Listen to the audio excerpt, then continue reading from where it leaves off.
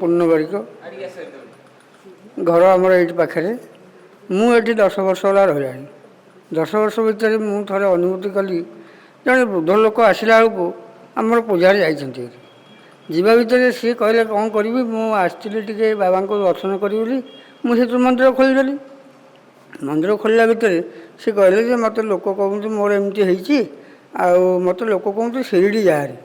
ମୁଁ ବାବାଙ୍କୁ ଡାକି ଡାକିରି ଏଠି ଆସିଲି, ମୋତେ ଟିକେ ବିଭୂତି ଦିଅ, ମୁଁ କେମିତି ଆରଥରକୁ ମନକୁ ଚାଲିକିରି ଆସିବି।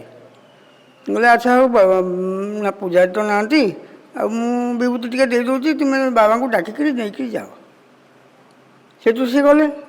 ତା ଭିତରେ ଗଲା ଭିତରେ ତା 8 ଦିନ ହେଇଛି ସେ ମନକୁ ଚାଲିକିରି ଆସିଲେ। ତାଙ୍କୁ ଲୋକ ଘିନିକିରି ଆସିଥିଲେ, ସେ ମନକୁ ଚାଲିକିରି ଆସିଲେ। କହିଲେ ବାବାଙ୍କୁ ମୁଁ ଆରାଧନା କଲି, ମୋତେ ବାବା ମନକୁ ଚଲେଇକିରି ଆଣିଲେ। ଏମିତି 4-6 ପାଳି ଆସିବା ଭିତରେ ସେ ପୁରା ନିରୋଗୀ ହୋଇଗଲେ। ନିରୋଗୀ